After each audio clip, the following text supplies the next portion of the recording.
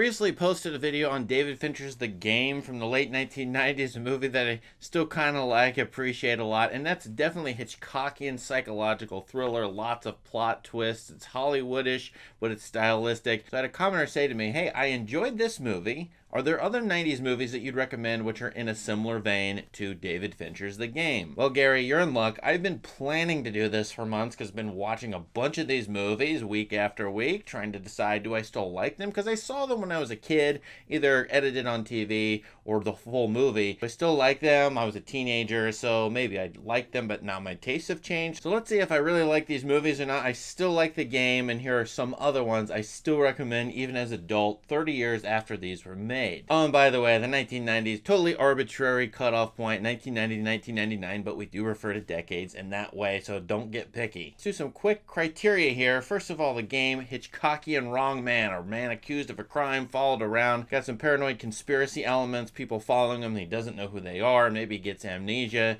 he feels guilty, or he's not guilty, but he needs to find out the truth. Big plot twists involved, probably a twist in the middle, big twist at the end.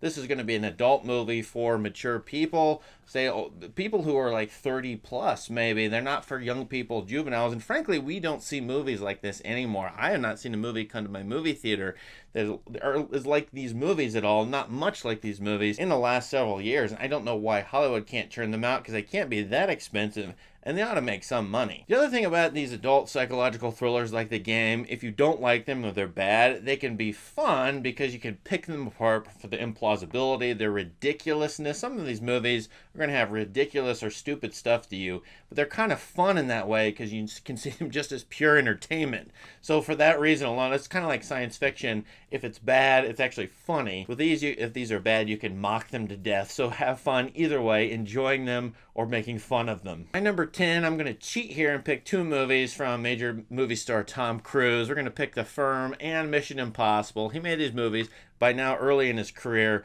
Both of these are sort of a wrong man movie, and that's basically what the Mission Impossible franchise is. Ethan Hunt always being accused of a crime, having to find out who really did it, unpack the conspiracy while he himself is being chased. That's actually what happens in the first Mission Impossible. But with The Firm, a John Grisham novel turned into a movie, and this is a decent movie in some ways and a ridiculously stupid movie in other ways. It's got Gene Hackman in a great performance.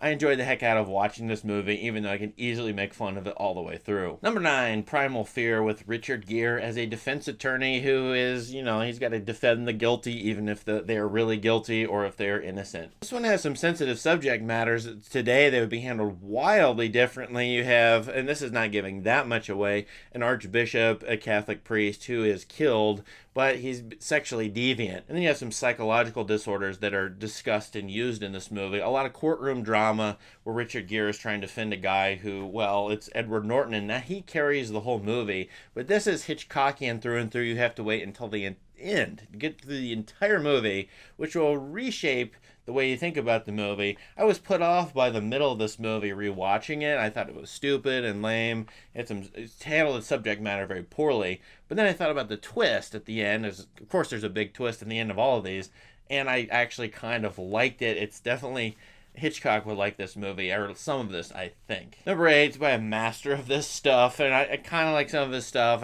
All of his movies I can watch easily. I don't think he's the greatest director ever. It's Alan Pakula who did here Presumed Innocent, starring Harrison Ford. This, in fact, to me, is one of the best Harrison Ford roles, one of his best acting jobs, in a movie that I definitely consider a flawed masterpiece. I love this movie. It has a couple of major errors, in my opinion, maybe too many flashbacks, too many courtroom scenes, but I love the twist in this movie, the Hitchcockian vibe in the early parts of this movie. Harrison Ford is excellent, like Edward Norton in the last movie, Primal Fear, and so for all those reasons, I kind of sort of recommend this 1990 thriller. Number 7, different setting. Most of these will be in a city, in a courtroom, and this one's in the country. It's A Simple Plan, starring Bill Paxton, Billy Bob Thornton. This movie is more Coen Brothers-esque, I suppose. Not that it's funny, but the serious Coen Brothers stuff like Blood Simple or Miller's Crossing, I like some of the development of the characters in this. It is somewhat ridiculous to me.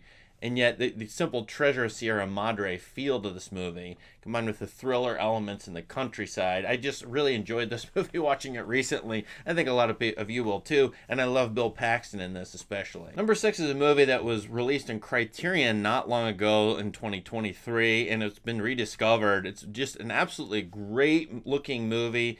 The auteur-like stuff in it. The direction is fantastic. The vision of the director in this. The movie is Deep Cover, starring Lawrence Fishburne, and the director is Bill Duke. You know Bill Duke from a few roles, including his one in Predator. This is definitely a film noir. It's kind of sort of like The Departed, where a police guy goes undercover and is with crime lords and sort of kind of becomes them. And yet, of course, there's an inner city hip hop vibe to this movie. But again, the direction is fantastic. All the choices in this movie, I really, really liked rediscovering this movie, which I didn't see when it came out because no one actually showed it. But I love this movie quite a bit in retrospect. Number 5. Now here we go with low budget fare for a first time feature from a director, Darren Aronofsky. He made the movie Pi, which is just this mathematical symbol pi, as I saw on Blockbuster when it came out on VHS. If you really want a paranoid conspiracy thriller, I suppose most of the other ones I've named are kind of sort of that, but this one is all the way through. This is even about paranoia, about whether it's real or not. But I really love the low budget atmosphere of this. I like recommending this movie because it shows the way to you guys who could make movies and put them on YouTube. And Aronofsky only made this for a few $1,000s. I think it was $10,000 or so, maybe a little bit more than that. But you can do this now on an iPhone, so go ahead and shoot your movie, your own version of Pi. Oh, by the way, here's an honorable mention. I could have put Shawshank Redemption in here. I didn't because I don't think it's too much like The Game. Although Morgan Freeman, look at his filmography. He must have did 6, 7, or 8 of these kinds of movies in the mid to late 1990s. Not all of them are great. The movie Seven by David Fincher could be in here, but okay. JFK by Oliver Stone, a movie I love. But we know that there's no solution to that murder in there, and it's also a historical thing about America, so it's kind of a different kind of movie. And then The Usual Suspects. I actually don't like this movie that much. I think the first time watching it was really fun with a script by Christopher McQuarrie, who's now directed a couple of Mission Impossible movies. It's a good movie for first time. The second time, like, if it doesn't have that, twist, and I don't know what the twist is, I'm not that interested in it, but I think a lot of people like this movie, so let me recommend those to you as honorable mentions. All right, my top 4, I'm not going to be too strict about the rankings. I'm happy to just juggle them and say any order doesn't matter here to me very much. So I really love these 4 movies and always have, except for one, which actually I haven't seen until recently. So number 4, Terry Gilliam, one of my favorite directors, 12 Monkeys, and this stars Bruce Willis in a post-apocalyptic setting, but I feel like this is a wrong man movie. He's sent in to do a mission. He can't figure out what's gone wrong. We know there's been a crime, and yet there's more to it than that because the apocalypse of the entire world is at stake in this. La Jetée is obviously the inspiration for this movie. I think this really holds up, and you know what this movie does? It quotes Hitchcock, Vertigo. In fact, probably half of these movies quote Vertigo that I'm citing here, but this one is very overt in its quotation of that movie. Number 3, now this is a movie I hadn't seen, I discovered it recently, David Lynch's Lost Highway, which I absolutely love. I'm going to do a video on it, and I think it's really fascinating. I'm not even sure what Hitchcock would have done with this movie, because Lynch is like bizarro Hitchcock. That's not even a good description of him. Of course, this movie involves a crime, it involves a killing. We don't understand why it happened necessarily. Neither does the killer, who may not even be the killer. And once again, we have a movie and a couple of others, which I won't tell you which ones, are kind of multiple personality, dual personality, several different kinds of characters in one, and that comes up in this movie for sure. That's coming, of course, out of Psycho and other movies like that, but famously in Psycho, the multiple personality disorder, whatever the heck is going on with Norman Bates in that movie. Number 2, we've already mentioned one science fiction movie. Let's bring up a second one. I've always loved this movie. I don't think it's an inspiration for The Matrix, but it's a lot like it. It came out a year before it. Dark City. This is a noir in space, which is kind of a spoiler, but nevertheless, this is a creepy movie involving a guy who has amnesia. It turns out the whole city has amnesia. They don't know who they are, where they came from. He's trying to discover the truth. This is a classic Hitchcockian thing with a total sort of H.G. Wells twist well, science fiction twist on it. So I think this is really fun. Does it hold up? I watched this with a couple of younger guys recently, and they really loved it. So try out Dark City. Now, my number one movie, and again, I could have thrown any of the last three at you as the number one. The David Lynch movie might be there as far as like great skill, technique, awesome stuff going on in it. But this one is a classic. I watched this with my kids recently, and we're going to go with Harrison Ford again. This is The Fugitive. I love this movie, and it came out in the theater. I've liked it ever since. I rewatched it, kind of studied it. It's a really good movie and it has one of those things in it that I love about these paranoid conspiracy Hitchcockian thrillers. Total cockamamie conspiracies, seemingly implausible, never happened. But this movie doesn't even care about that. The whole thing is the ride of the accused man who is innocent, trying to get away, trying to solve his killers, who the killer is, or figure out who did the crime. Someone killed his wife, Richard Kimball, and Harrison Ford plays wonderfully again, just like in Presumed Innocent. This sort of naive but also world weary figure, and I love Ford. He's an everyman type, and so he makes this movie work. But Tommy Lee Jones is fantastic and won an Oscar in this too.